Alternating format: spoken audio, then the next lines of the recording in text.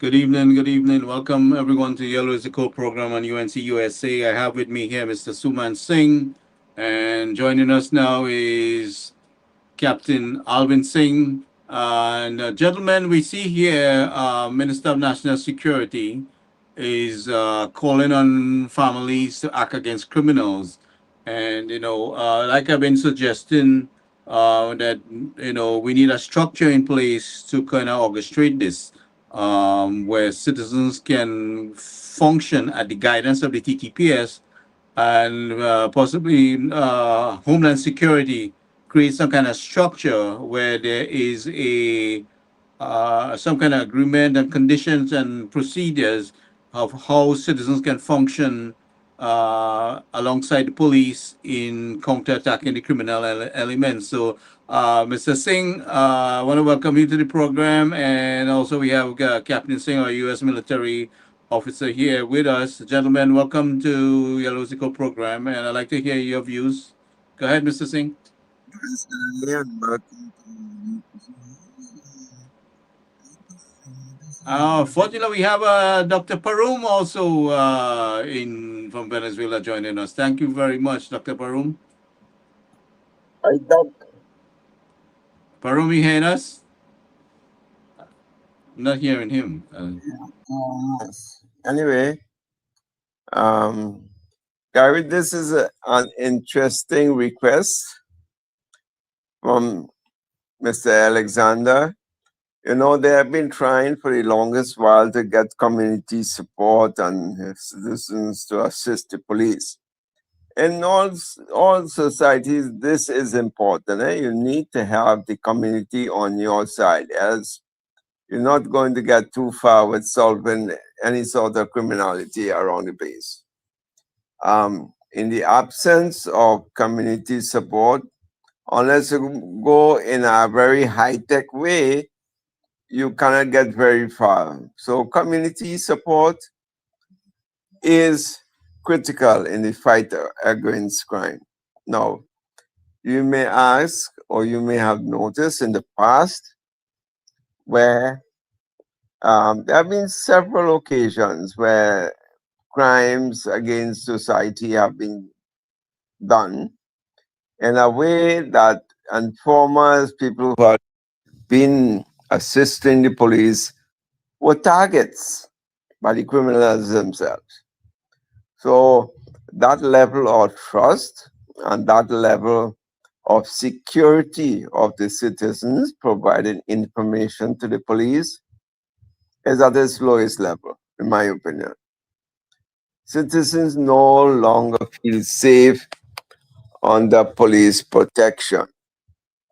Um, the whole system of house protection and so on has fallen apart. So what has happened is that the citizens have little or no confidence in the police service to protect them, and this is what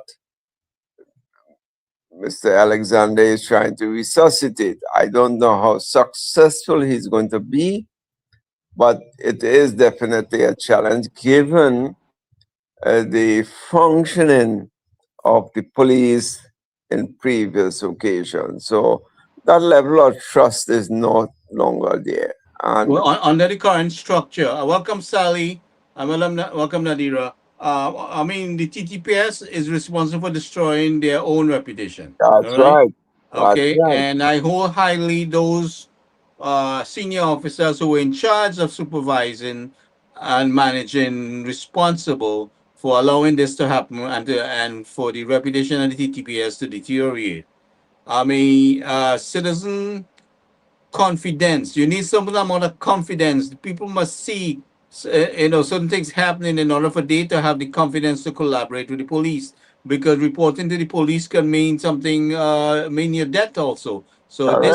the citizens of the country needs to regain that confidence. We need to know that we're dealing with people that will protect our interests and not betray us. So this thing is easier said than done. We need the Minister of National Security to provide, create a structure in place, and we are willing to help him. if he would communicate, we are willing to work with Minister of National Security in creating a structure that citizens can function with the police. And we don't, because we don't want this kind of vigilante kind of thing going on. We want people to function within the law, you know, and to work alongside the police in counterattacking the criminal. And man, the more eyes we have is absolutely better. No, the best police force, I always say the best police force cannot get the job done under these conditions. This is not back in the days when the person gonna be scared of a police with a baton. Now they're shooting at police. Criminals are heavily armed, you You know, see, and this is something the TTPS allowed to, because there was very how to say you know, darling, no, lackadaisical in handling the fuel thing, so the criminals became more armed than the law-abiding citizens, and the police is facing criminals with heavily armed machine guns, you but you know. see, remember, they have betrayed the trust of the population. That's what it amounts to. The population does not, I repeat, does not trust the police any longer. We have had this situation occurring and reoccurring several times before. So you want me to put my trust in you and you're not willing to protect that Captain Singh, trust. jump in whenever you can, eh? You're not willing to protect that trust. Now, check how scary that can be. I'm a police informer. I've seen some things happening. I reported the police, right? Now, next thing, I'm a target. Some police informer has informed the criminals, hey, this is the guy who told us the so and so and so and so. Happened too many times. Happened way too many times for we to ignore. You So know, that trust is broken. And when that trust is broken, how do you repair that trust? That is the question the police has to ask themselves.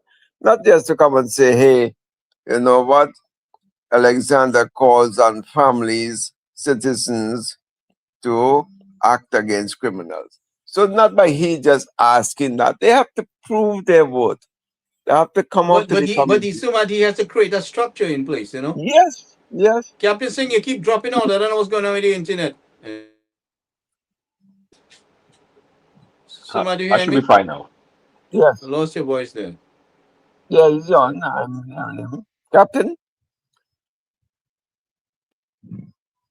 anyway, yeah, the question is you have to put a system in place to how you're going to create that trust again or bring back that trust again. And if you cannot do that, then it's the same old, same old. People are going to get scared to become informants to assist the police. They won't, because police in the past have betrayed that trust of the citizenry. So he has a big task upon himself, uh, Mr. Alexander, that is, of trying to, you know, get your public confidence back into the police. Um, I don't know if Captain Singh has anything to add on that. Captain Singh, I don't know. I'm getting a feedback from one of you guys. Anyway, I'm going to play this video for a second. Hold for a second, guys.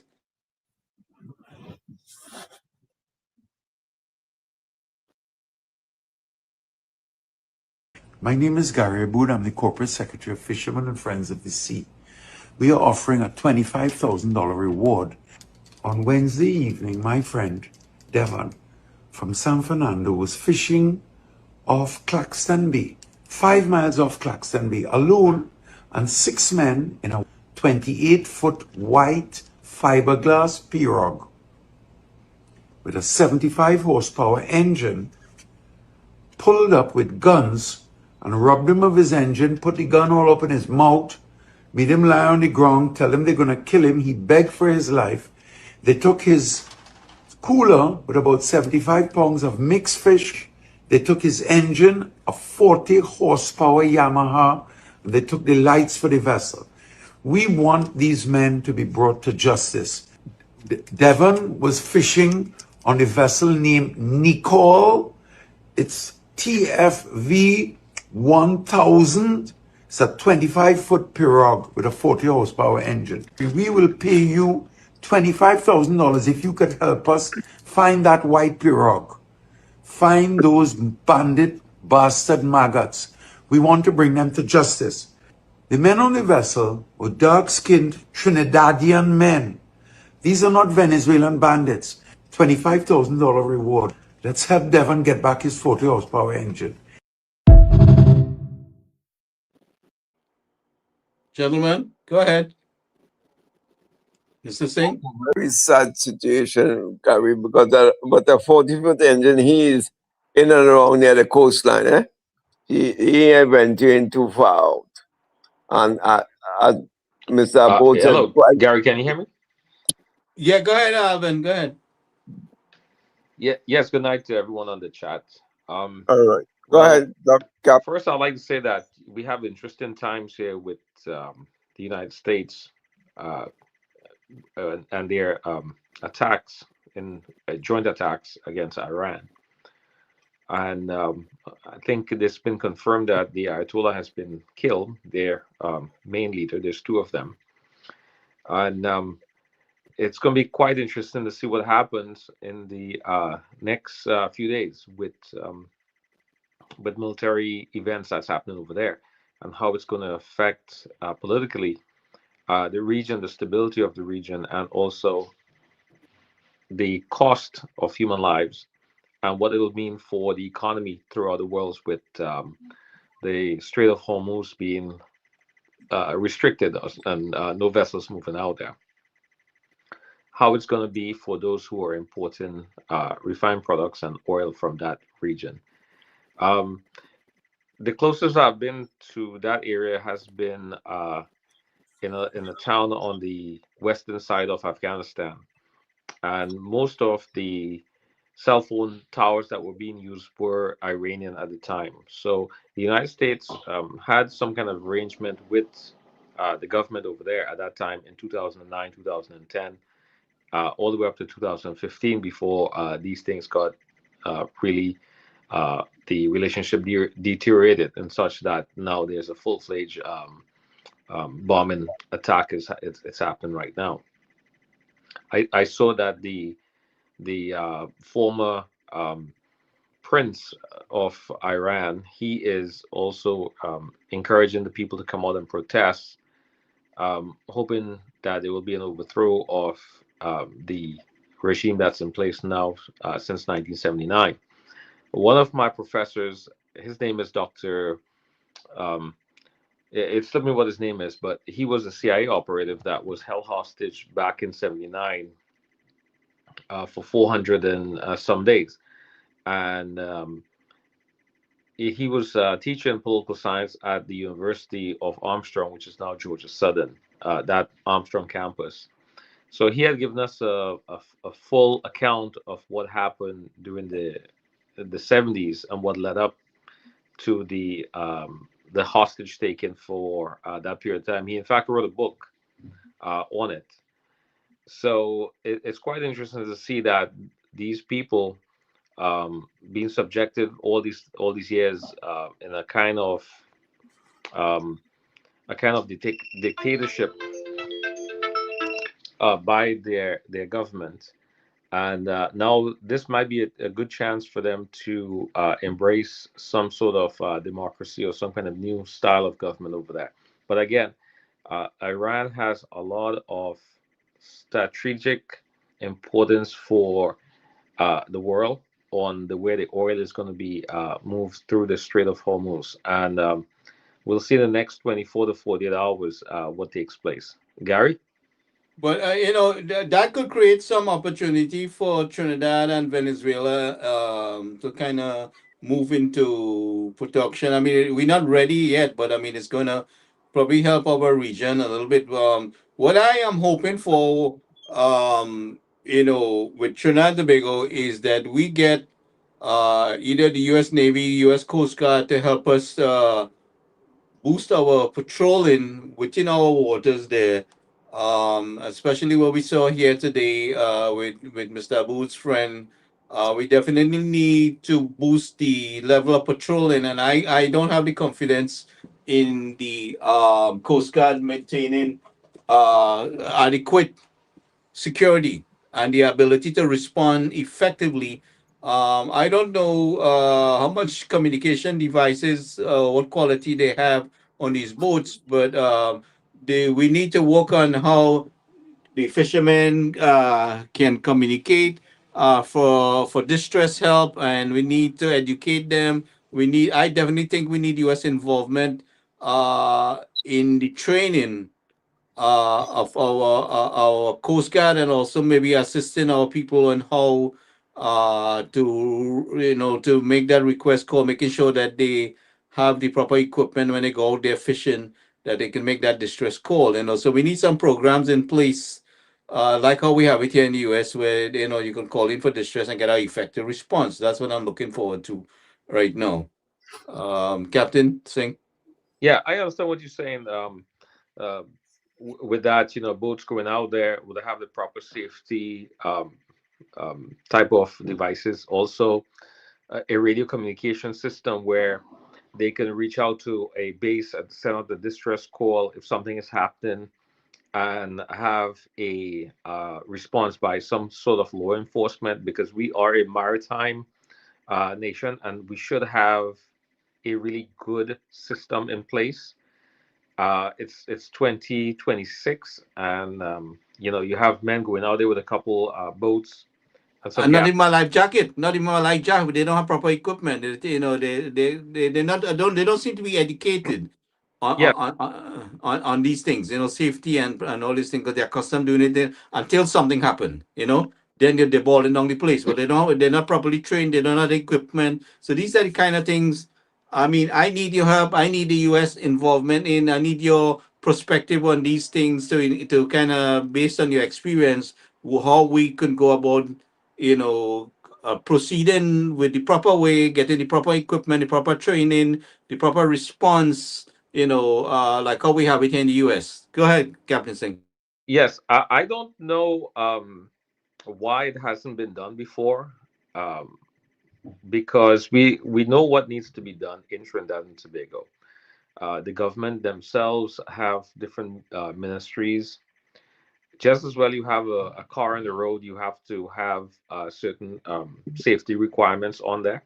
So I would think that the person who's in charge of maritime out there, they should fall under some ministry that's been over it, that they could have the technocrats come up with a list of requirements. They can have a home base on different parts of the island, relaying messages. Now, remember, Trinidad is really small. It's 105 kilometers long by 53 wide, and then it extends out in the maritime area. Um, so I don't see why that couldn't be put in place.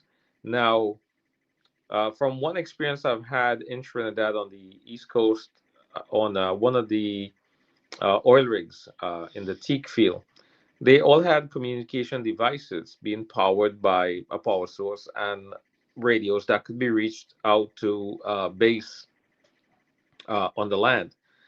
From there, I have no idea what took place after that. I didn't see a way of they communicating to any law enforcement. So each one of those oil rigs, and this is in the 90s, 93, 94 timeframe. So I don't know if anything has changed where each one of the rigs, they're able to talk to each other via some kind of radio wireless communication. And we're talking about 35 kilometers dead east off of Mayaro. And the helicopters are able to transmit to the helipad, which is down at Galeota. So I would imagine that there should have been um, some kind of policing type of office there, where each boat will have identification number and able to call in for help or to relay any concerns on the ocean if there's a vessel that's down, and they cannot assist, they don't have the capacity. how do you radio for help? I don't know. I don't know if that has changed. And there should be some kind of bilateral agreement or reach out to the United States now that the United States is so heavily in the Caribbean. Well, For we know our Prime Minister is going to meet Donald Trump on the 7th, right? yes, So what I'm suggesting, I've suggested to her directly too, is that we make some kind of arrangement, either the U.S. Navy, U.S. Coast Guard, to um to work along with us for a little bit, do some training, kind of do some joint patrol. Because tell her the truth, I am not very confident that we can totally rely on Trinidad and Tobago Coast Guard in the current strength and structure. I don't think we can leave it totally up to them. So well, we need that help. We need that well, help. We need that extra resource, to get effective response and training and things like that. I think now that the United States has, is focused in the Caribbean and it's spending a lot of efforts, financial and manpower in this part of the world.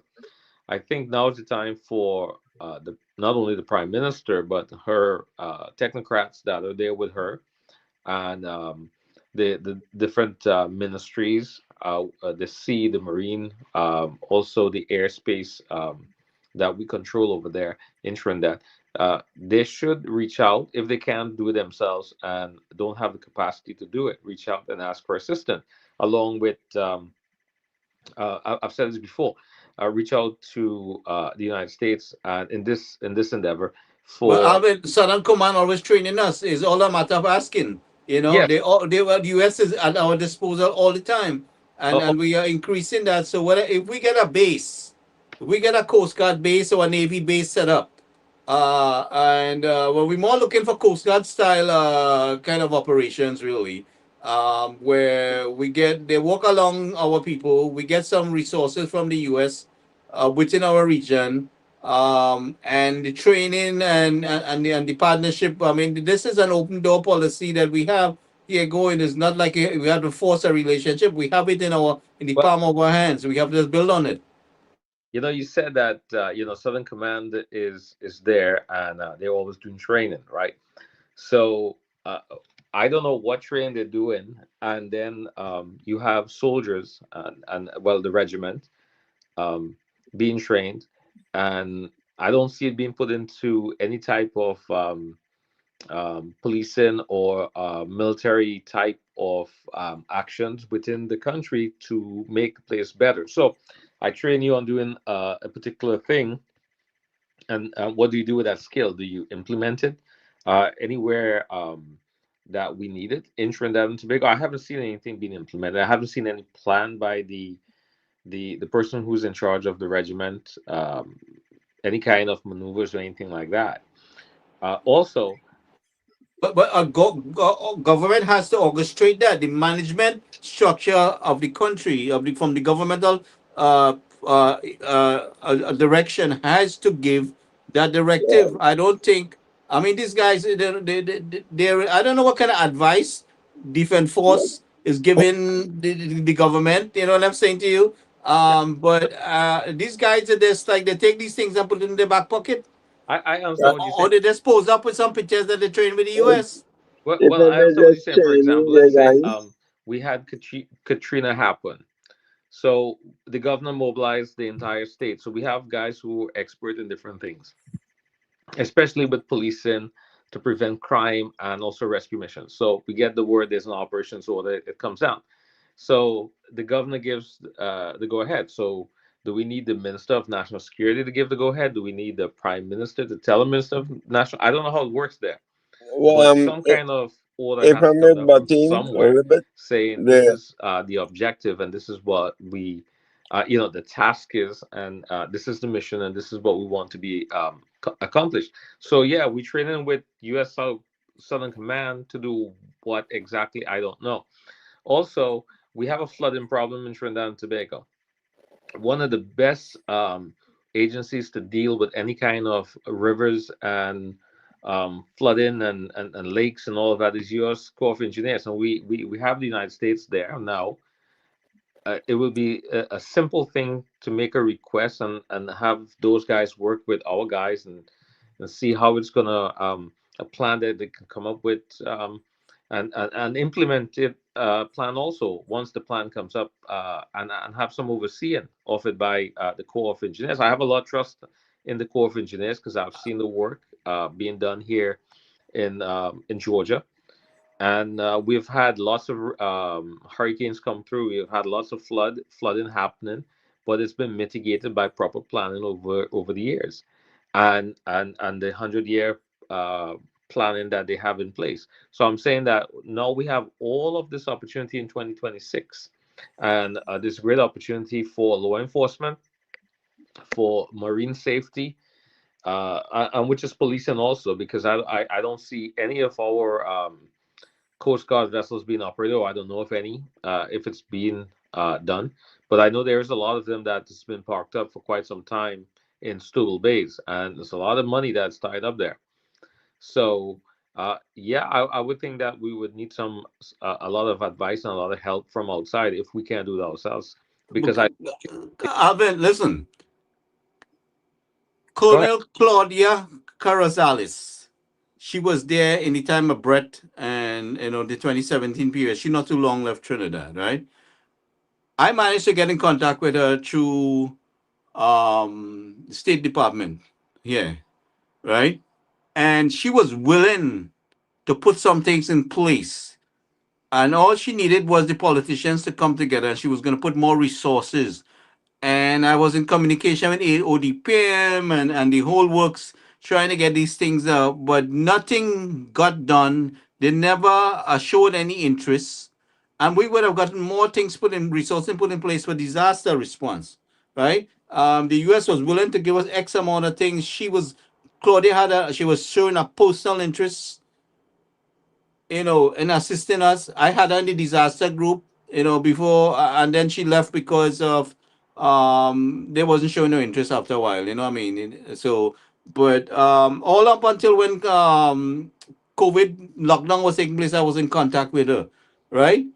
And they demonstrated no interest. So the U.S., from my understanding, was willing to do more, but Trinidad and Tobago was not showing the interest. The current government, the PN government, never showed any interest. I have a line of communication with ODPM and Captain Wind and this one and that one inside the ODPM, but the government itself, for whatever reason, never showed any interest. There was a simple reason, Gary. The simple reason was to keep the Well, system Gary, I understand open. your frustration there. I will tell you this: it's been the policy of the United States military, the U.S. Corps of Engineers. I'm just saying, we cannot reach out and ask you if you want help. You got to reach out. Right. Well, I know that's what I'm saying. So the point I'm making is they were ready. I asked for the help, right? Yeah.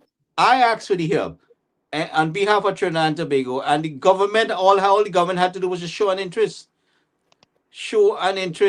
and they showed no interest. They Well, showed no interest. I've seen this happen. It's when I lived there in Trinidad fully in 2015 until COVID. So I was there living there. I saw absolutely no drainage work being done in Caroni East, Caroni Central. Everything was allowed to deteriorate in such a way that now, if something were to happen, not only with drainage, I'm going to talk on drainage there. And with the buildup of homes, you have more homes being built, so there's more runoff water. Expect flooding, expect it to happen. Also, there's no sense of active crime plans happening in Central because it's a large area. I don't know what the policing department is doing. Well, I have serious concern about the structure of the patrolling. You understand? How are they being deployed? And what capacity? What is the frequency? In order to stop crime, you have to apply all the deterrents. These criminals seem to have a very bold easy getaway, based on what we're seeing. Well, The police come after to pick up the mess. well, yes, I agree. And citizens, in my area, I'm speaking central there because I was there. They'll make a lot of reports, and it seems as though it never gets anywhere. There's no action. How far is Frederick Settlement from where you are? It's not far. My grandfather lived there. He lived on Walker Street, so I know Frederick Settlement well. So I've been hearing quite a bit of Frederick Settlement. I don't think that's far from Kelly Village, right? Not far, No, right? it's not far from Kelly Village. It's near the motor vehicles. Oh, okay, okay. Yeah, Now I grasping where is that location? yeah, and then a little further up on the left, there is the industrial park that they built over there, which has a lot of industrial type of companies there. So you have, the National Printry was decentralized from Port of Spain and brought over there. So if you need a form, there's some forms. It's amazing. You have to go to that place to get it, and you pay like about 10 or 15 cents. Well, when I was there in 2015. I had to go there and get a form, and I had to pay about 24 cents or 25 cents. It was an odd number. It was odd there, but that's how I found out that it moved from Port of Spain, and it was decentralized to that area, which is a great location. That's where all the forms are being printed and pushed out through the various ministries there. So that was a great effort. Whoever came up with it and decentralized it was great. I would say that, but active policing is non-existent really. I had some police officers which were great. You see them sitting in their cars. They don't come out. They don't speak to anybody. It's called a static patrol. So they sit there in the air condition with their windows up because it's hot, and there's no interaction. There's no looking at what's new in the village or in the town or in the area that they're in. And I don't know if they liaise with the districts.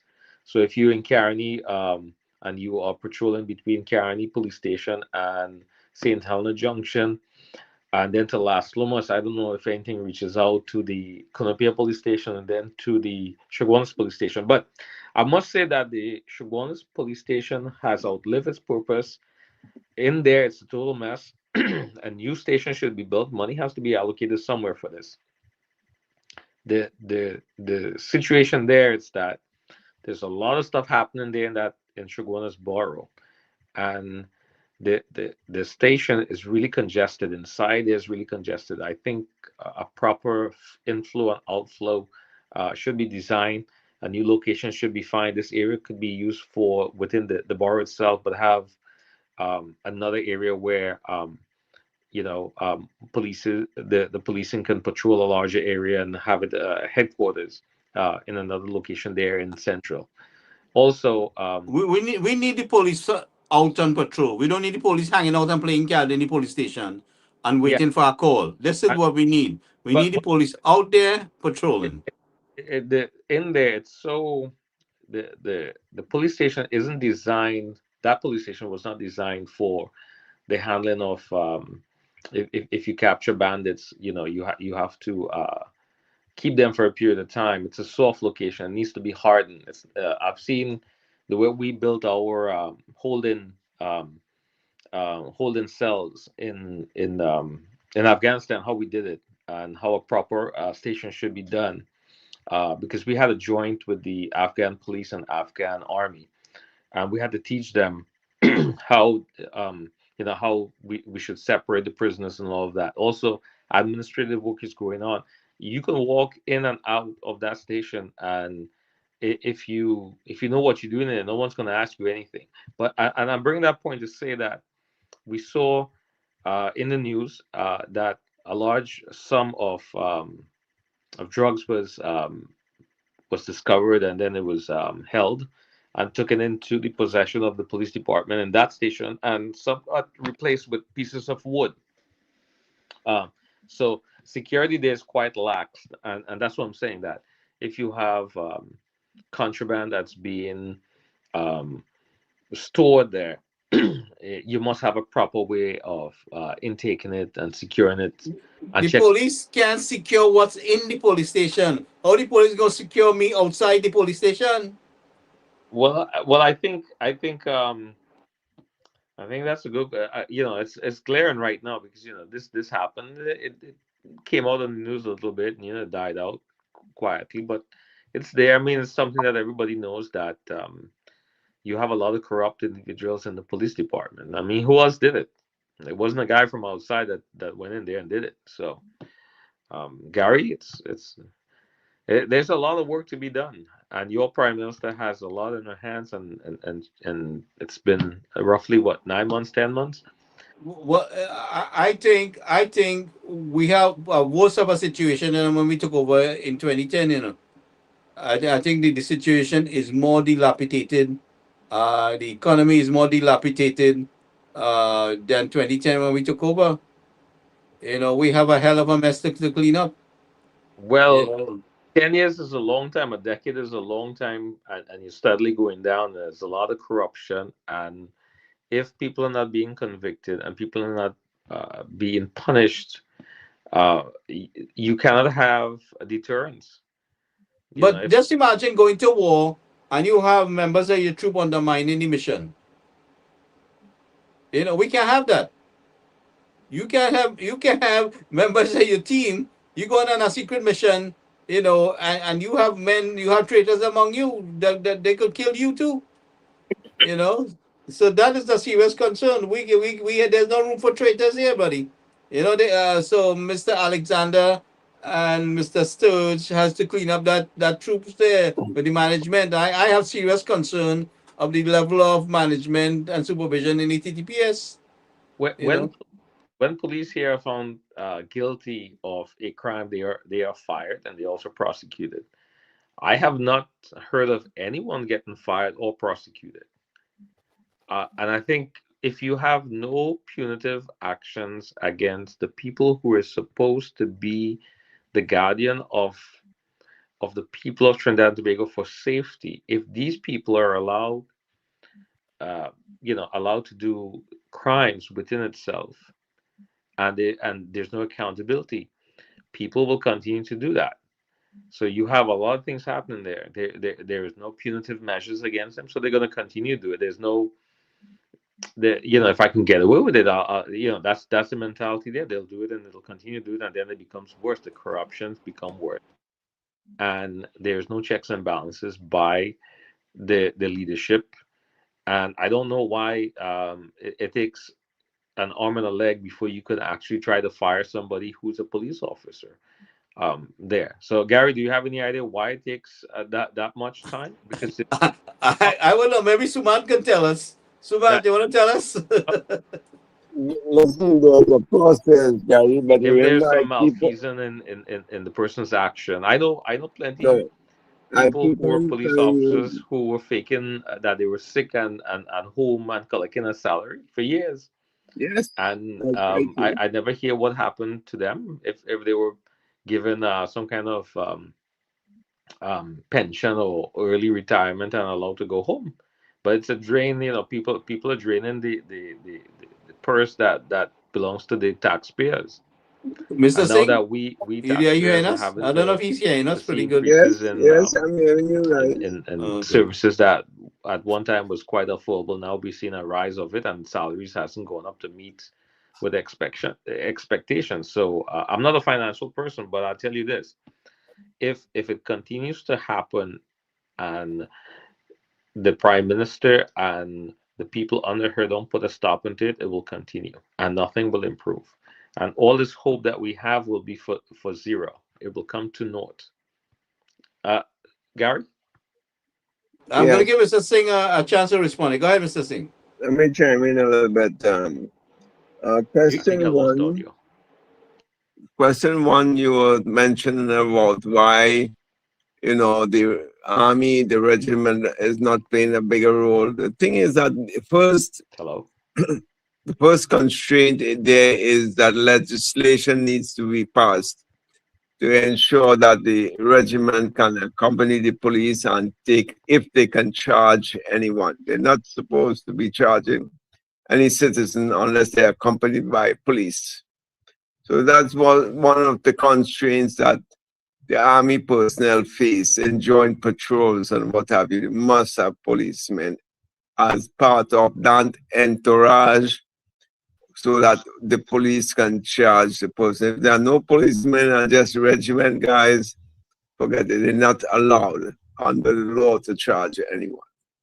That piece of legislation needs to be implemented or passed or brought to the table. That's one question. The second question, why does a lot of these policemen go on administratively? Administratively, basically, if you're caught in a wrongdoing, they give you, you'll get your salary for a year or 2 or 3 years, as the case may be. And once the case runs cold and there is no formal solution to it, you're employed back. So that's what I'm saying. And I keep on saying the same thing, Gary. These SIP stamps were selectively broken so that the PNM could do what they were doing. All the illicit things they can do and get away with it because the systems were broken. And that keeps on happening up to this day in certain areas as well. Police service is the number one area where it's happening. The system is broken unless you redo and reconfigure these systems. The same old is going to happen. The same guy is going to be paid on administratively with full pay for years. And at the end, nobody hears the final solution. All you know is that these guys are back on the job after 2 or 3 or 4 years, as the case may be. Now, there's a procedure in terminating someone, especially someone working in the commissions department. Commission meaning Teaching Service Commission, Public Service Commission, Police Service Commission, and what have you. All these commissions. They're governed by statutes. And it says that basically to terminate someone, no minister can terminate any employee. No minister, repeat, no minister can terminate anybody. Okay, then what's the procedure? The procedure is that you must have 3 unsatisfactory appraisal reports for any sort of action to be taken against you. And if you do not have that 3 appraisal reports, that's called like a negative appraisal report, nobody can do you anything. So a lot of times people have 2 reports at max, they get cleared on it and they're back to normal. They are, like a good employee all over again. And these are, let's say, archaic laws with poor systems implementation on it, and nothing really happens once you are governed by these service commissions, teaching service, public service, services commissions, police service, and what have you. And I don't know if over the past week, I saw an article and was very well construed article that suggested what is the use of all these commissions? What is the use of having these service commissions? When they can't discipline anybody, they take years and years to appoint somebody, and all is, yet they receive big fat salaries. And one wonders, when a commission takes a decision to not to appoint somebody in a position, they seek legal advice. These commissions, expend a lot of money in legal fees just to prove a point. And 9 out of 10 times they're wrong. So the citizen has to eat that cost, take up that cost. So this is what I'm saying. There's a recent case where a gentleman, I think his name is Raj Kumar or something, he was fighting the case and he won his, he took the case to the Privy Council, why he was not appointed and so on. Again, the commission lost the case. But guess who pays for that? Guess who pays for the legal counsel? Guess who pays for the lawyer to go to the UK to challenge the decision? And it, as I said, 9 out of 10 times, the commissions are the one responsible. So they use taxpayers' money as well, you know, through legal filings, and they end up losing the case. And the state has to come now and fork out money as reimbursement. You know, so But you see, these again are and again, you see the incompetence of the P&M, that and how much they have cost us to pay because of the incompetence and mismanagement. This is what we're seeing. yes, And the corruption in our country is a culture. and It's a systematic, how to say, culture. yes, and that's what I'm saying. The systems have to be reviewed big time. In most cases, Gary, these appointments are people who have been bypassed for, you know, for positions, higher positions, and they were deliberately bypassed.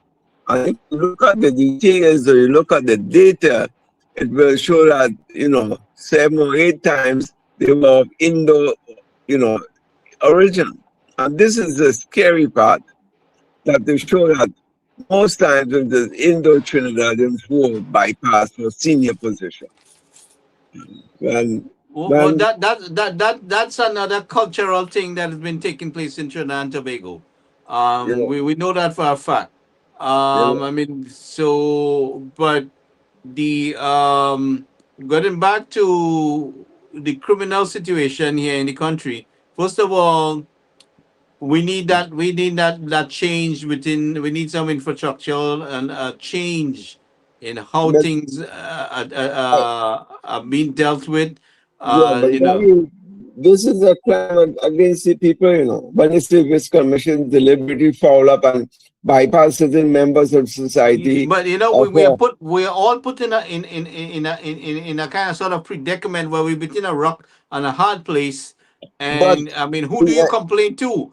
Who is but going to the, do anything about anything? Because we have gone so long with having anybody to do anything. I mean, whether it's the police, whether it's the justice system, you go to a government administrative office to get some business done, and they get it run around for the simplest things, you know. yeah, but look at the criminal activity that goes on. It costs the people, the taxpayers, Yeah. money for these commissions to file, employ legal counsel, go to the highest level and still lose the case. So we end up paying double. We end up paying for the legal fees, and then we have to compensate the people who has been wronged, you know, because of the inefficiency and the, I don't want to say the nepotism of these commissions, but what's the use of these commissions? They're costing the state money. And that is a crime as well. That is a crime. If I have to end up paying twice, I have to pay legal fees and then I have to pay for the person who have been wronged. I have to give him $2 and $3 million, as the case may be, plus the legal fees which I have to pay. That is being caused by the commissions, these commissions, who take it for granted that they, you know, they can do what they want, there's a law unto themselves. That's a crime against society. And that's where it's all stemming from. And that's why I read the article with great enthusiasm to show how these service commissions are like invalids. They're totally useless. Totally useless. And on top of that, they cost the state monies. So that's part of the criminality that needs to be solved, because those systems has to be revisited and corrected. There must be, as we all say, SOP, standard operating procedures to follow. Complete restructured. Completely restructuring. But then you put all these laws in place, and if you don't have the people that's doing the job to enforce it, I'm gonna play a couple of videos here for a second, guys. Hold on.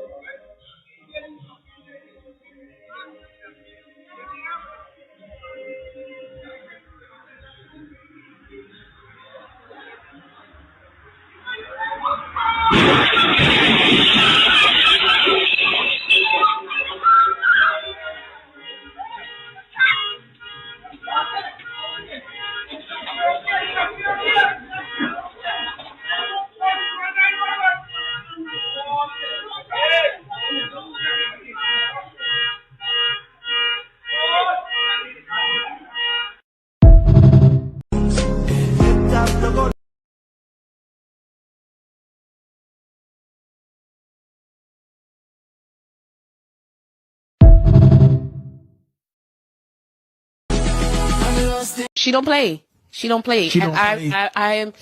I tip my crown off to her because she's holding her country. Let me say it loud in this camera here.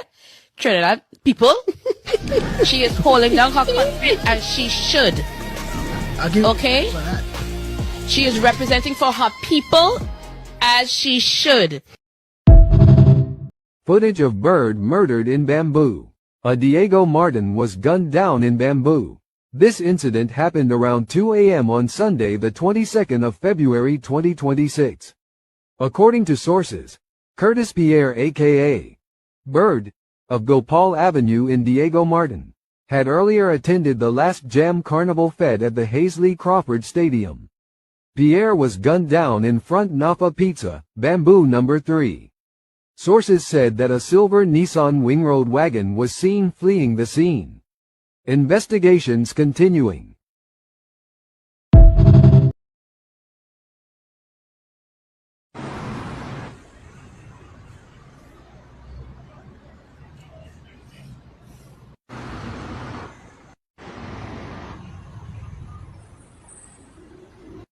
Bread on the ground, glass shattered.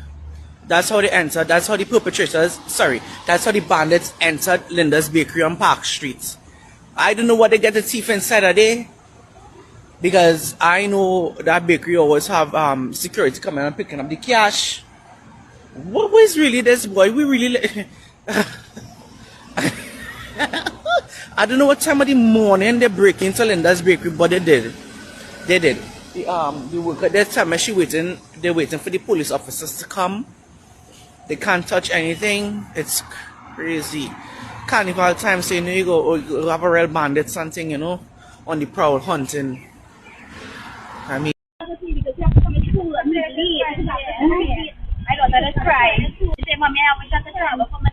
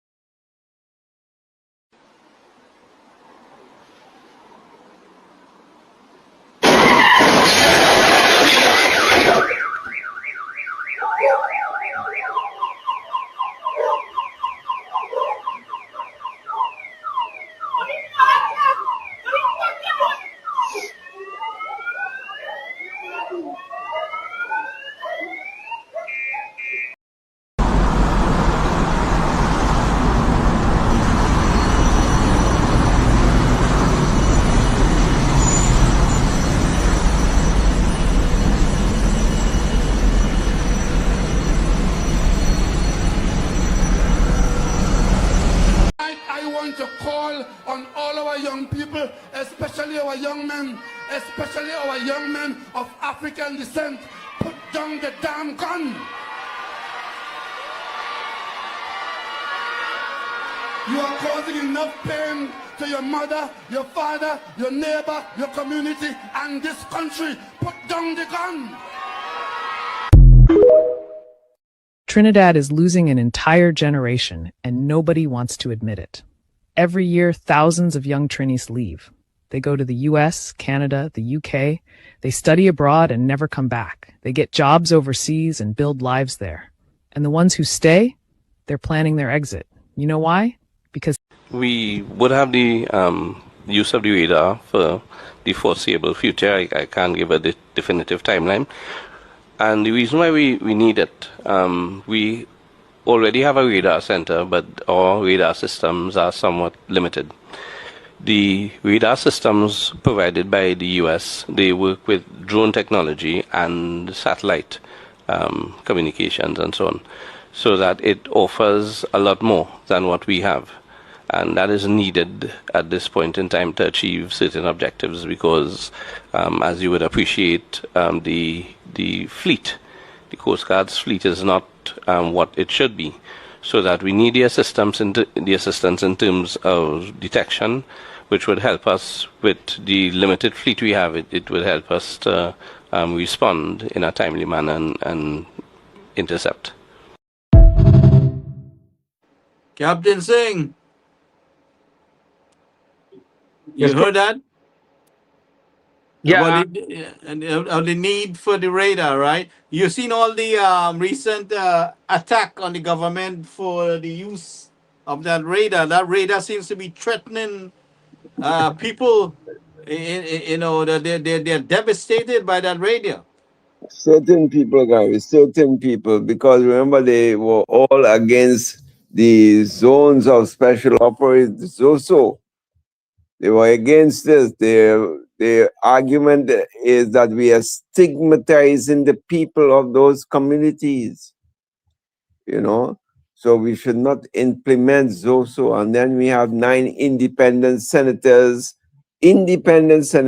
who supposed to be thinking without any party of affiliation, still making that type of decisions, you know. So, you know, it just goes to show the level of penetration of these people to safeguard their communities, or think they're safeguarding their communities while allowing the same old to continue. And that legislation was never passed because of that stigmatization. That is their argument. Forget the damn crimes. They're not concerned about the crimes in their community. It was stigmatizing people. And that was their argument, you know. So. All right, let's listen for the Prime Minister for a few seconds here. Would you rate your trip to St. Kitts? How would you rate the entire CARICOM trip? Well, like everything else, it could be better, but I thought it was a very frank meeting. It was great seeing some of my colleagues again. In fact, seeing all my colleagues, because for the first time in a long time, I believe all the heads were pressing for this 50th meeting. So all is well, I think. What do you think could have been better? What could have been better? Many things. Prime Minister, what is your response to the criticism that you have received from the opposition and other political leaders about your stance at the CARICOM meeting? Well, let's go to the elephant in the room. I think you really want to ask me about Mia's comments, because those seem to be the headline in your paper today. So I'll get there. The responses and the criticisms from the opposition PNM, can we expect any different? Every single word I ever say, the opposition PNM, I should not say that. I should never say that. I'm crazy, I'm mad, I'm drunk, everything, but don't say anything. I can't live like that. I was given a mandate by our population, and I'll carry through that mandate in the best interest of the people of Trinidad and Tobago. I will not stop speaking on their behalf, in their best interest. The time will come, if you are not satisfied with what we've done in the governance of our country, you have a choice. You can move me, or you can put us back. So that is a decision of the people of Trinidad and Tobago, and not of Penny Beckles or Imri Brown or any of the others. I will not be silenced by them and their criticisms. The other opposition parties really, I don't even listen to what they have to say. Sorry, I mean, the deepest of concern for them, I really don't listen.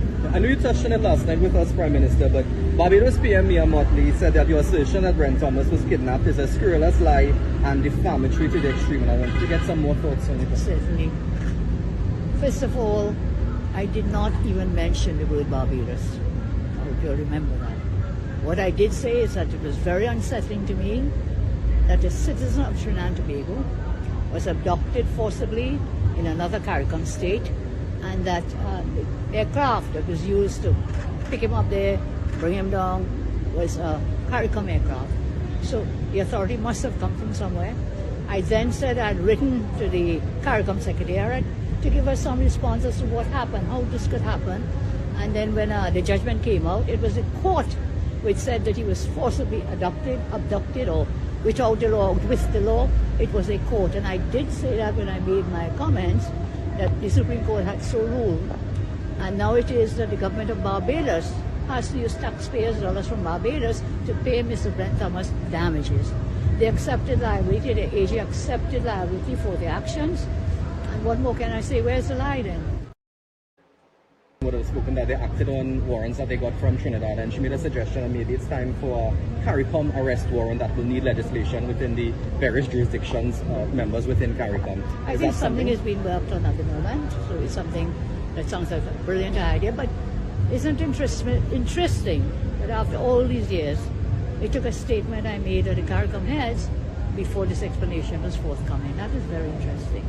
Is there anything further you can tell us about your upcoming meeting with U.S. President Donald Trump? Yeah. We are looking forward to those discussions.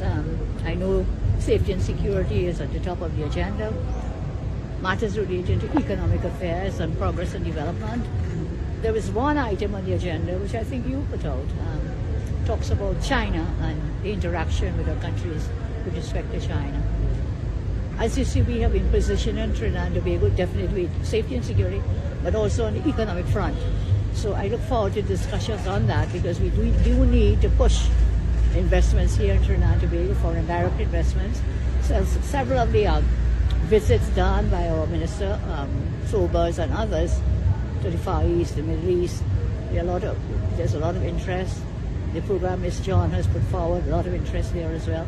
So in the U.S., on that item of the agenda, we will explore how else we can go forward to really further assist the economy of Trinidad and Tobago, and indeed for the region will be something very important. Will there be discussions about access to Venezuelan oil or negotiating through the U.S., for Venezuelan gas?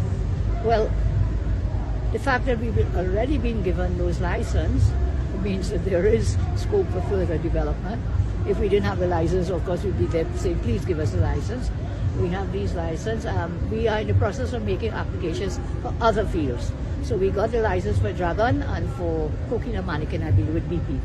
There are a few others, they are contiguous on top of there, more west of Trinidad and east of Venezuela. There were 3 or 4 other fields that they run like 1, 2, 3, 4.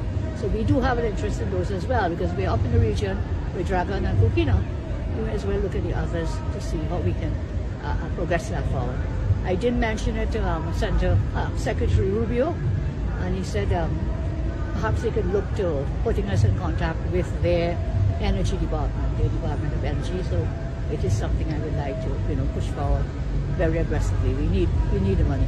So it's just you and President Ali invited from CARICOM. Did you feel any hard feelings from any of your other regional colleagues in terms of they not getting an invite to it? No, I didn't think so. The meeting with all the heads and Secretary Rubio is very cordial. The Secretary put out his issues and several heads responded. So the first item that he came up with was mass migration, and I was very keen to support that because we also have mass illegal migration into Trinidad, especially from our neighbors, especially Venezuela. So it is something we are very interested in and the ways they are trying to handle it. He talked about general safety and security, 3 or 4 issues, but they were all well received by the CARICOM heads. And you predicated this question on the fact that only 2 countries have been invited thus far. That is the best to our knowledge. I don't know if by next weekend that could change. What's your response to that? I want you to maybe not. I can't preempt what will happen at that meeting. But what I want to remind you, it was the former Prime Minister who signed the SOFA agreement, which allows for that. I don't know why it is a big issue. When that happened, this agreement was already signed when I inherited the governance of the country, not inherited it. You know what I mean? So that SOFA had already been signed. So you're saying we're at the mercy of the US? We are not at the mercy of anyone except the good Lord. We are not at the mercy of anyone except the good Lord. And the other ones I'm at the mercy of is the people of Trinidad and Tobago. And I will do what I think best, of course, with the advice of the rest of my cabinet and other stakeholders. So we are not at the mercy. We can say no, we can say yes, but we are operating within the law. I don't know why we were such a big noise because a few people were here from the U.S. military in Tobago with the radar. They're paying $3 million a day for that radar. Not us. They are paying that.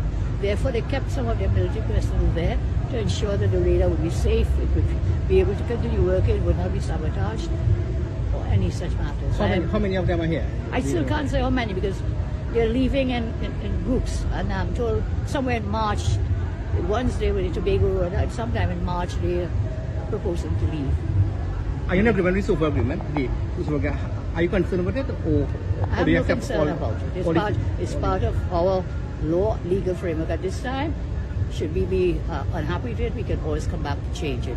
Thus far, it has worked well for us in certain parts of it.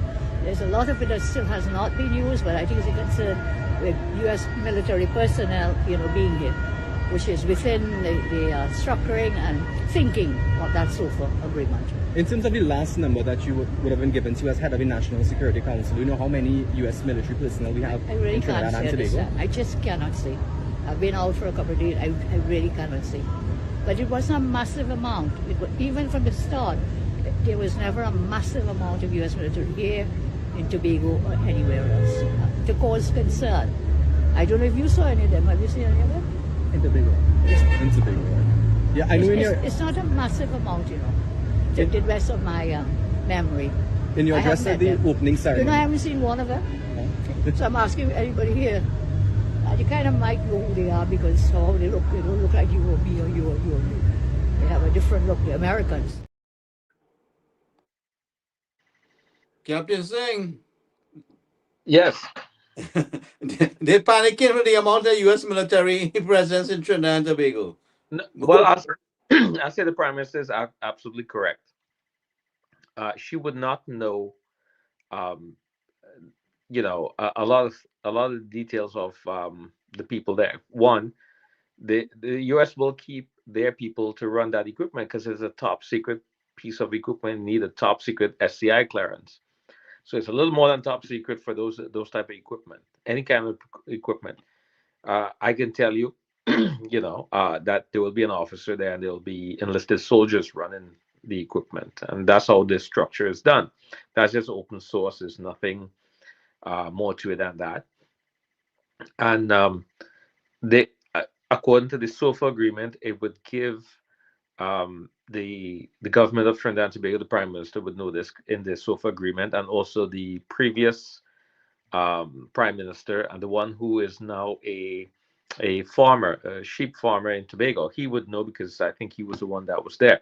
The details of the SOFA agreement and boots on the ground. Well, we say boots on the ground, meaning that soldiers on any foreign territory, and those soldiers would be on the best behavior, not to interfere with any citizens outside, and their mission would come first. So obviously you will have teams running it on a 24-hour situation there, and then they will be replaced to get a break.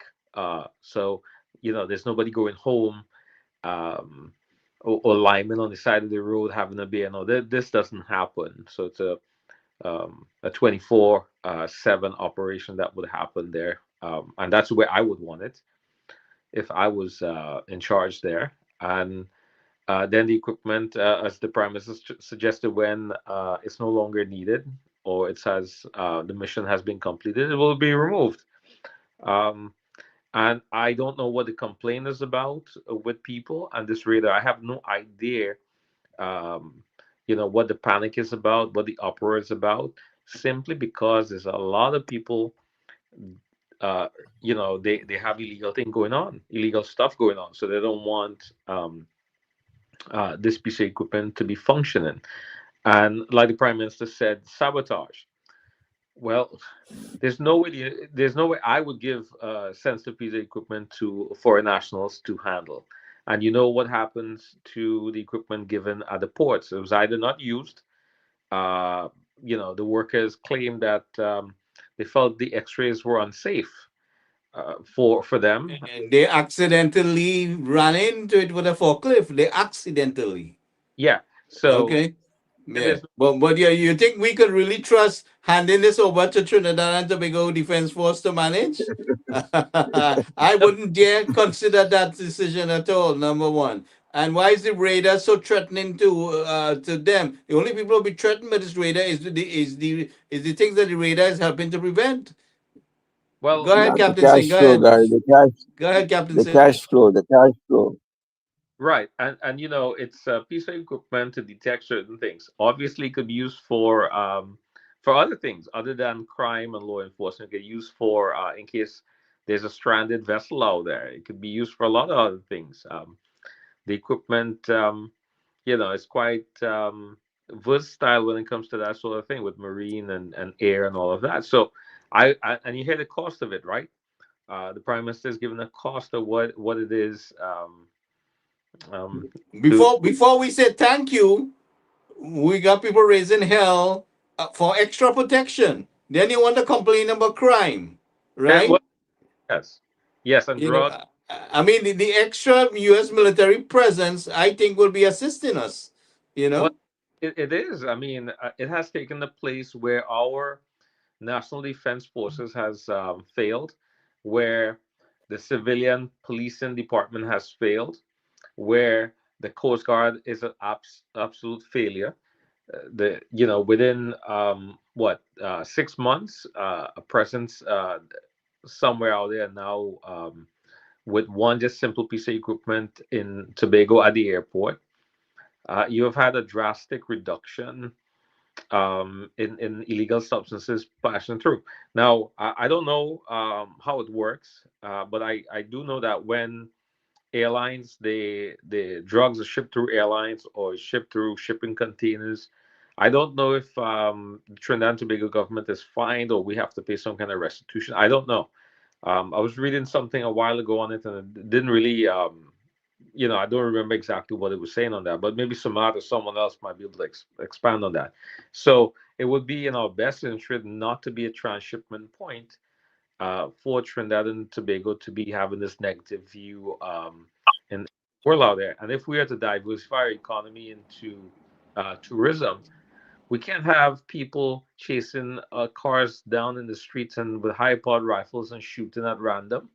I mean, that's not something that stray bullets and tourists being murdered around the Queen's Park Savannah. This is something that cannot be tolerated. Period. I mean, if we are to improve and not be in economic slump and a moral slump and a safety concern for the rest of the world, that would deter tourism and diversification of the economy. I don't see what the opposition now is always talking about, and it's against everything that seems to be a cost saving initiative by the prime minister today. So I'm hoping that equipment would stay there longer and not leave in March. I was hoping for more. I think what she meant was the exchange of troops. You know, you guys switch off. I think that is what she really meant. You know that those who are there might leave in March, and then there could be an exchange of troops Yes, switching around. Yeah. yes. So initially the radar was there for detection of boats, boats and submarines, because there are submarines out there that the drug cartel uses to push narcotics up to the United States and also to Europe, where either Trinidad and Tobago or any one of the islands in the Caribbean could be a base for this happening, and then from there it moves to a different place. So I hope it stays longer. I hope that we can expand on this and not release the noose on the neck of this. So if it deters the drugs from coming through Trinidad, it's going to reduce crime because there's going to be less turf to be fighting over. We have a lot of people who would be taking consignment of drugs. Now these people will be unemployed. So again, the Minister of National Defense and the police commissioner and also the judicial system has to tweak it and punish people who are committing other crimes, which I expect will happen, petty crimes to be more violent, because people are going to get desperate to maintain their lifestyle. Alvin, what's the range on this radar? In how much you can pick up in perimeter? How much distance circumference then? So I looked at it, and it's slipping me what it is right now, the range of this particular piece of equipment, and exactly what For instance, I mean, on the Mayaro side of things, right? Mhm. Galiota side, I mean, how much are we really able to pick up from there? I mean, that's what I'm concerned about. We may need one or two extra raiders, you know. You'll have terrain blocking the signals, and you'll have a weakening by weather conditions. Weather conditions will affect it. Also obstacles such as mountain ranges and hills would also obstruct it. So So I think we definitely need some more equipment, whether it's our own or the U.S. military. Maybe our prime minister can negotiate for some extra equipment. We definitely need the backup with the Coast Guard. well, Um, I'll tell you this, Gary. With this piece of equipment, their eyes are on this equipment. No one's looking up in the sky, right? I will tell you that the United States do have the capabilities of flying equipment up there with 60 kilometers of range, yeah, the drones. 12 hours. Also, satellites can take. Yeah. Well, satellite, of course, yeah. But I'm just saying, in at a lower level, talking about equipment like this. I know they could pick up things Yes. from there. But So, surveillance is not only just radar, but there's also fixed wing. There's also static type of equipment, and all of these will come into astrometric type of systems, and together the information will be channeled into a fusion center where it's dissected by all the experts. So, are we there yet? well, but the thing about Alvin, most of our Coast Guard boats was disabled by the PNM, right? So I don't know how much we got up and running. I know I heard something about some things have been repaired, but we need a lot more besides those larger size vessels. We need a lot more of these smaller interceptors. Because I mean, it's there's a short range, and then when a fisherman is in distress, is there's a short range. We need a boat with a higher speed, get to somebody in distress in within minutes, and they have to be strategically placed along the island so that they could respond. And it doesn't take too long. I mean, the larger vessels could come afterwards, but we definitely need a smaller interceptor, a Well, high speed boat. well, Gary, I agree with that, and I'm saying that if you have commanders who are going to be promoted by non-merit base, but time in service and nepotism by who they know, um, we won't have any kind of And when you're growing up in Trinidad, do you think you would have got chosen for Trinidad regiment if you try to sign up? I will tell you 100% no. Right? How many people just tried to join the police force that was rejected? Well, there is a height restriction, so if you below 5'9", you don't get accepted. That's one restriction right there. So height is one thing, and then your simple whatever the CXC passes amount is. I don't know, but I'm saying that you have to know because there's only a limited amount of people they can accept in the police department. So you have to know somebody to give you that edge when the recruitment starts. I mean, that's what it comes down to, the bottom line of it. But if it's merit based, a lot of these people would never make it. If you have Samad said that you have a commission, and then if you have two demerits, you don't have three, they can't fire you, and then it's expunged, and you come back a brand new person in the system to do it all over again.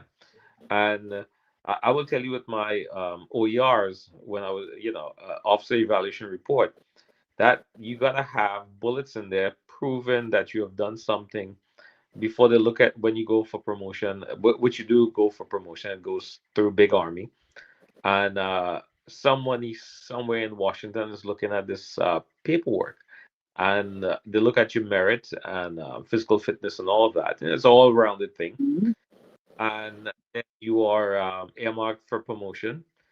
And I was earmarked for major. I was moving pretty quickly to get to that point. I went to the captain's career course in Arizona for 6 months, graduated, and left, and just waiting for the time for the time in service. You checked all the blocks. But we got to show that that when we were in stations in the United States, we actually did something to deserve being promoted. You didn't just sit there and not do anything. So you must have these accomplishment bullets. You have to take any kind of missions that you can. Go ahead and get these. And I'm saying that if you have people in Trinidad becoming senior superintendent by just time in service or time in grade, and there's no merits, there's no list of accomplishments that the police commissioner and the national security and the prime minister, they need to outline things that these people need to do, and they have to accomplish it by a certain time. So they can get promoted. And also the military officers. I see people with brigadier general rank, and I have no idea what they have done to attain the rank of brigadier generals. In and some people they get promoted to some higher rank just before retirement, so they can get a bigger salary. So that's a system that's in place. They can get a higher pension, and then they get out, and then if they get a political appointment, they get $50,000 a month or whatever it is to be head of some agency, and they never did anything in the army, the regiment to begin with. You think they're going to go into some type of governmental position and accomplish anything? No, it's just to wear a suit and collect a salary. So I think the prime minister has a tall order. I think that the minister of national defense and the police commissioner and all of them, they have to start thinking, how do you get people to go ahead and perform at the job, and if they're not performing, why keep them? Because if it's such a limited positions, then these people should be happy to be employed in their positions. Get rid of them. It's cheaper to replace these people than to keep them in there. Where I'm seeing it, if you want to have a positive change that's going to happen with the law enforcement and the regiment and the military that's in there, and overall you'll have a better society for it. So Martin, Gary? Doctor, let me hear from Dr. Parum a little bit. I haven't heard anything him said anything. He's a military man too. Come on, Dr. Parum, let's hear you. All right. Good night to all. Good night, Captain. I'm not hearing his voice. Check your mic, please, Dr. Parum. I'm not hearing your voice. You hear me? Check your mic. Yeah, you Yeah, hear me? I'm hearing you loud and clear. Yes, Right. I am hearing you. Right. Parum. I've been Okay, go hearing ahead, something. Parum. Right. Good night to all. Good night, Captain. First of all, the military here, there are different sections where can be intervened in civilian problems. For example, the Guardia Nacional, they are being trained to manage and to arrest and to charge a civilian for any crime, crime, right? Anything, violence, drugs, whatever, robbery. They catch you, you are in big trouble. They are worse than the police, right? The police service here, we have almost 5 types of police. Police who, local police, municipal police, police who watch the police, scientific police, different areas. Now the army has to do his work in also are trained, the Guardia Nacional is trained in managing civilians. Now this boat piracy, what took place there, also the Navy here and the Guardia Nacional has a very important role in dealing with these people. They are very severe. You don't want to mess with them, right? So that's one of the ways that crime was put down here very drastically, because a soldier here is one thing, and the National Guard is a soldier, Guardia Nacional, he's a soldier as well. He has the authority to arrest you, charge you, prosecute you any way you want, any way you can. He acts as a police officer, right? So that's a very good idea. It worked here, and it is continue working. Here now, the crime rate has gone down very drastically. Yes, you will hear domestic violence, someone get arrested for that, or a fight or something like that. But crime rates is not up here, it's down completely. those videos that what we see there, what I saw with Gary there, that is very hard to see here. Before you used to see it. Now the government changed infrastructure. How you say, Mr. Suman was saying a word that they used to change the law. They changed the law here, and everything started to work and put itself in place. Forgive my English, please. Right? Everything has started to placed in its toma su lugar. Fall in, right? Safety is one of the most important thing. Now, when you see they speak about radar, Venezuela has one of the best radars in mostly the coastal areas. They have to see everything that is going on. Now, it is something that is very, very important to have for rescue missions. How you say, llamada de emergencia, emergency calls offshore emergency call, you say? Yeah, emergency distress call, you know. Right. Yeah, that they respond very fast here. Even they have rescued Trinidadians as well here, who are drifted into Venezuelan waters. You run out of gasoline, what happened to you? You drift anywhere, so they rescue you here, right? So crime is something You that see, can that's be what I'm managed. saying. That's what I'm saying. The effective communication system on these boats, Yes. and the training for the fishermen has something we need to work on, so that they have equipment to call for distress help, and they should be wearing life jackets, which I don't Yes. see most of them wearing. So these are a lot of things that need a lot of safety instruction and gear has to be put in place. Right. They have something here that they call the Fisherman Organization. That's my translation, no? Where the fisherman has it's like a union. I don't know how you say. Yeah, no, I understand what you're saying. Go ahead, yeah. Where all of them are registered, right? They are registered in that area. They have their boat license, they have their engine license, how many engine they have for, and how old they are, what are their specific what are they what fish they catch, what fish they are not to catch. You see, protection, environmental protection. So when they spot a boat that has no registration, no flags, or no have security measures, it's considered a pirate, right? Before we used to have a lot of piracy here, and that was to stop. Even the same Venezuelans was pirates, right? You understand? Even called Trinidad Yeah, pirates. I understand, I understand. So you get identified very quickly, no? And that's because of the organization that these fishermen have with themselves. Even there's a stress call, man. Everybody run out to help you, right? So it's the question of organizing these fishermen, and it's question that the people now have confidence in the Guardia Nacional, the military. They have the confidence in them. Now, before there was spitefulness with an officer, police officer, he can put you in jail. And when they make investigation, is not true, right? What happen with these officers? They get into jail, they get thrown out.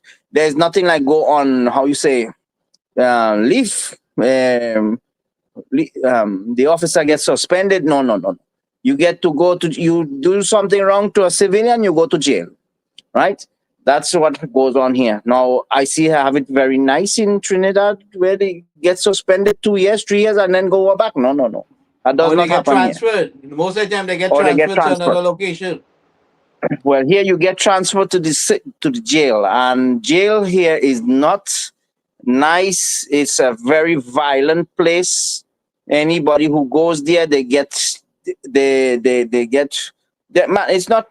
in Venezuelan jails is not something that a human being has to go through. if he's innocent, right? If he's innocent. So that's what goes on. They have the fear of going to jail here, so they behave themselves. Yes, they are in all as well all over the world corrupted officers, but that has reduced highly, very high, very high, significant, highly, right? Is now today in the roads of Venezuela. Before you could not go out. Man, it's just getting dark and you cannot go out. Now you can go out at 2 o'clock, 3 o'clock in the morning, which is not, if there is a justification, no? Now it's very safe. No home invasion. You don't hear that here at all. Nothing like that, right? So all was because of laws that favors criminal was abolished. You have to abolish a lot of laws. Now, if you see how the laws are in Trinidad, they favor criminals, not to protect the rightful citizen or law-abiding citizens. There are laws that does not protect him, protect the law-abiding citizen. And study it and you will see. Now, these laws... Look at the screen here. This was drugs that was, I guess, seized in the Claxton Bay area, if I'm correct. That came on board with a boat here. All right. Well, here it happens too. But if they catch you with it, you are in very, very deep problems, right? Even your family as well is getting into problem. They investigate everything here, right? So there is that does not happen here. If you get catch, whoa. But when they discover that nobody is there, right? So it's a very shameful thing to see that our society is being destroyed because of greed, right? Greed. We now, it's a very, very sad thing. And Trinidad is a very small island, very small place compared to Venezuela or the state where I am, and you cannot control crime. Now remember, when we get into power, the country is in a disaster, and this will take time to clean up. There are people who will do terrorism to destroy the government. They will do it. You make good infrastructure for drainage or anything like that, they will throw garbage, they will do spitefulness. Police officers will be doing damaging.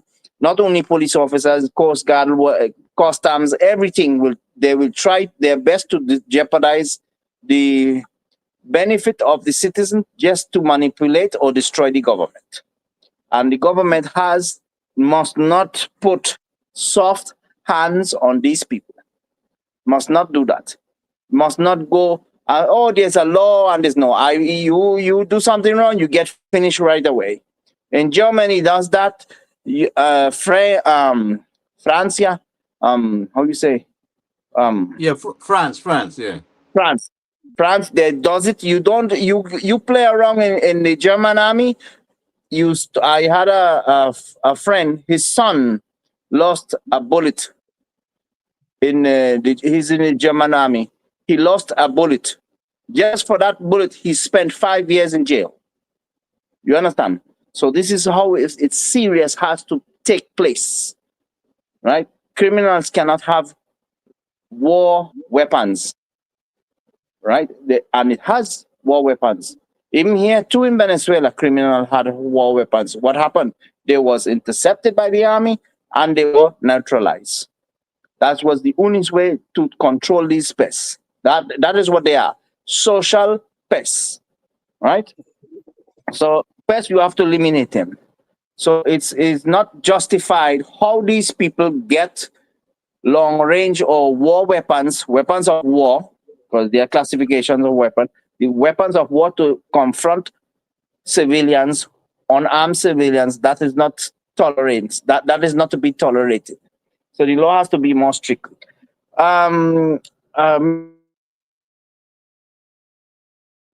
the shooting with these police officer and the guys in the car some month, I think was last month, was it right? Huh? Yes. Yeah, If yeah. you look at Hold on. the, Here, take a look. Take a look.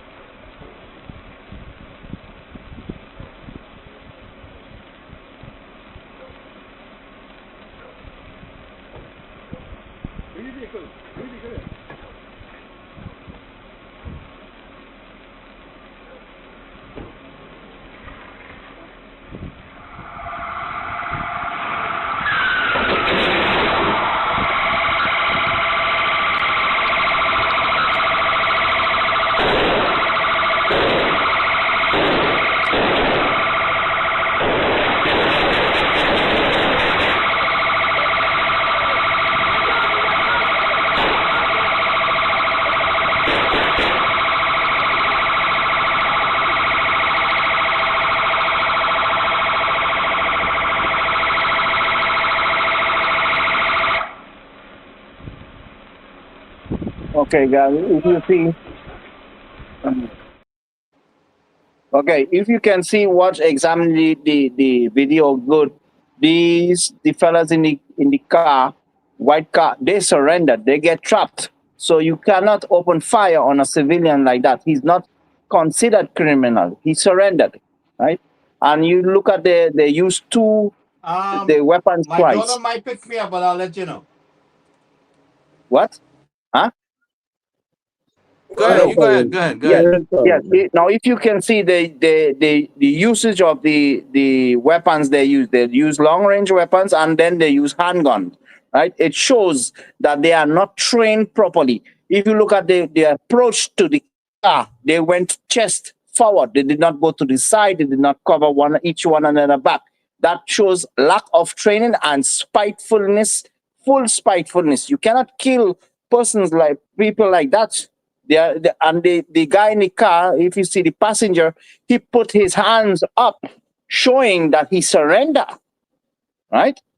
And that is spitefulness, right? They did not show out any arm or anything like that, and they opened fire on the car from the backside, right? So the police has to be retrained, and a well-trained man has discipline, knows how to use a weapon. Right, you get a small car. How many shots were fired? As far as I look at this, the police was properly well positioned to see if there was a weapon pointed at them, and the driver hand was outside. Both hand was outside. Yes. Right. So there was enough of them to look at the passenger to see if the passenger was pointing a gun. They were properly positioned to see if there was any threat, but they fired unnecessarily. Unnecessary. So these things are show lack of training, lack of confidence. The people will not have confidence with the police service. Now, when we speak about confidence here, now the reporting on a crime here, it is anonymous, right? But yet also there are charges for you if you do false calls and these things like that. They know when you are lying or not, right? So there are a lot of ways you can manage crime effectively if you want, right? If you want to do it. If the people want to do it, the police service want to do it, they can do it. But there has to have transparency and honesty. That is all. Oh, and proper jails. Suman, do you want to jump in here? Well, I just agree with what he's saying. We discussed this incident before, Gary, and I think the police have a lot of explaining to do, even though the minister is saying that the court will decide. So there's a lot of public sentiments against the actions of the police. In Well, this you know, regard. all the evidence is staring us in the face. It's undeniable evidence, you know? Yes, yes, and people are agitated, with this thing. And here is it now. Alexander is saying he wants the public assistance from the public to assist the police in the sorting out the criminals. So on one hand, they're going counter, against the citizenry. On the other hand, they're trying to seek their help. So I don't know, that dichotomy, it ain't going to happen. We may never get the support of the citizenry to assist the police because of actions like these. You see, civilians are civilians and police are police. Military is military. Military cannot be police, but yet you can train military officers as police officers. What happened here years ago as well, there was a lot of corrupted officers here. What the government did, give the military officers training as police officers, and then they intervened. A lot of them went to jail, right? Things worked out, right? So if you look, if the captain there's still he say, if I'm right, you put pressure training. He dropped out, yeah. Okay, you put hard training on a soldier. Any corrupted soldier, no corrupted soldier or police officers can withstand discipline. Discipline is not for corrupted. And the corrupted ones, they just surrender in the training. And then what happened? You get only the good ones who left back. In a group, there was 5,000 men. 5,000 men are training, a very hard training of 7 days, no sleep. Right? What happened? From 5,000 men, only graduated 25. Right? And I'm speaking about men from the Caribbean, from Peru, Ecuador, on this type of training, right? Only 25 came in, and after they get a month rest, went into a deeper training, and only 2 passed the training out of the 25, right? So these men are selected, these men are good, and they're in a high position now because of that training, right?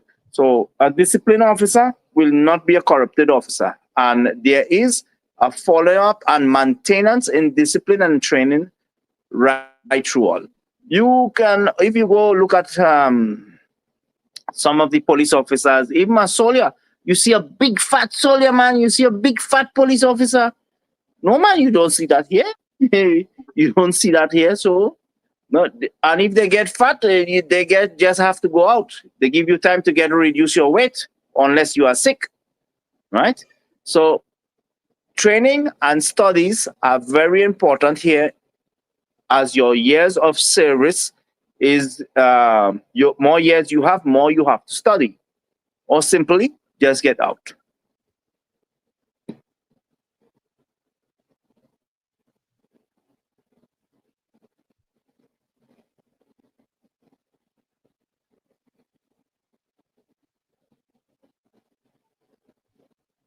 Hello?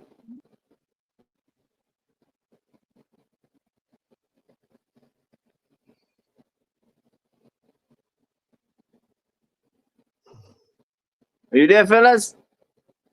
Yeah. All right. I hear, Gary. Although this problem like he dropped out. No, I'm here. I'm here. I'm here, but I'm here. I listen to you, Param, and you're making a lot of sense. You know, this is what it is. This is reality. You know, Yes. you want to ask me for my help, and yet on one hand, and you're breaking the trust we have on the other hand. How can that be? Yes. You know, You see, so when the captain Gary was saying sometime that he let someone from the U.S. try to help and the government was not there. You see, I just came home about 2 hours ago, and I had a very hard day. No, a patient. This is like a patient. I told him, look, you will need this treatment and need this therapy, and let's do this for you. We had everything to solve his problem, everything. And he just denied he does not want help. He can cure himself. I say, okay, all this depends on you, right? yeah. And how much for it? Free, everything for free, right? We even got the stem cells for him as well by the government to introduce it in a military hospital. And he just simply said no. He died today, right? In his last moment, he told me he should have listened and received the help. But it's too late, right?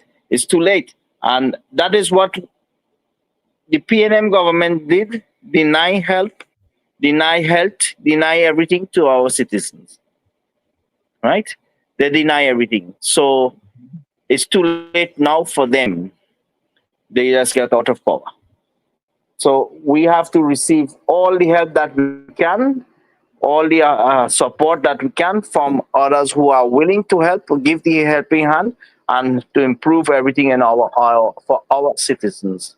Not take the political ways or political position for personal use. That is what happened before, and they did not take care or plan for helping the citizens of Trinidad and Tobago. Well, you see, our Prime Minister saying that she opens the door for deeper U.S. military ties, which was definitely we need that kind of in securing the border. We need that help. We cannot rely, as far as I'm seeing, we cannot rely on the current structure we have there. We need some kind of partnership, and we need additional resources. Suma, do you want to jump in? Yes, Gary. We definitely need the additional resources. And remember, we've been clamoring for this thing here. You know, all the gains we made last year, the 42% reduction in criminal activity, those gains can be wiped out if we do not get the support of the U.S. government, or if, you know, no help is forthcoming. So I think the PM is making a grand stand on this to discuss continued U.S.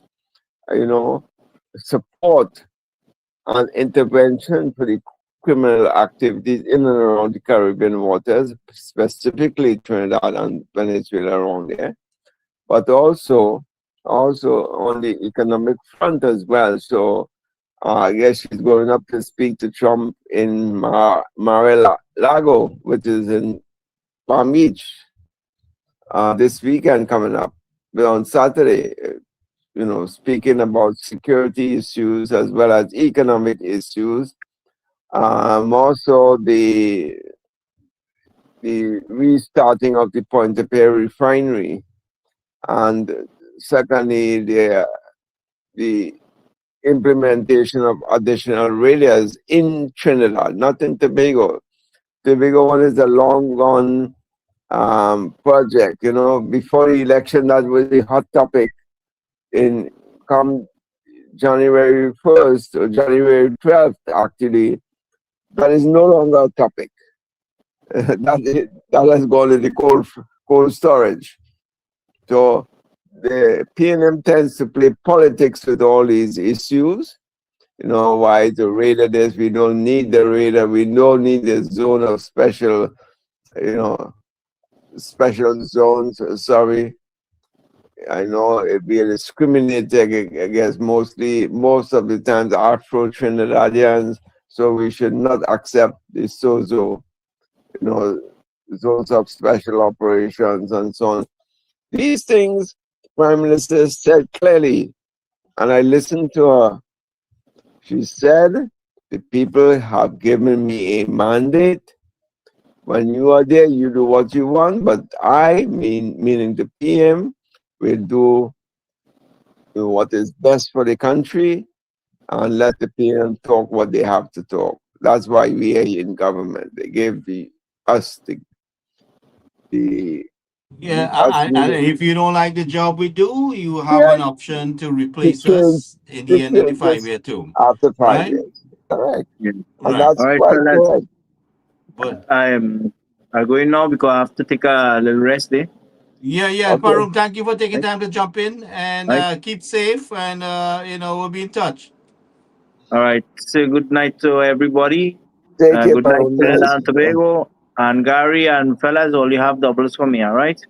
Yeah. We have double soon. Don't worry. Well, All right. Suman is back in Trinidad, so he'll be there for when you get there. All right. Yeah. So, man, call me tomorrow, all right? Okay, I will. Yes. Okay, bye. Thanks, Parung. Yeah. Hey, Gary, I think the Prime Minister is very clear now. What she is doing. She said, if you don't like it, you can change this after 5 years. But as of now, she is going to take the initiative and try to bring back Trinidad and Tobago in its rightful place. So we all look forward to this meeting with President Trump, and I think it will center mainly on security and economic issues. And those are the two main pressing issues for us. So let's see what bag of goodies she can come back with Right. and try to bring back the country into some state of normalcy as far as criminal activities go and as far as economic activities go. All right, I'm gentlemen. very- So we'll catch up. We'll decide. I'll let you know if we're doing anything tomorrow night. Let's see what's going on. Sounds good, Gary. Take Good care. night, and everybody. thank you all. Yep.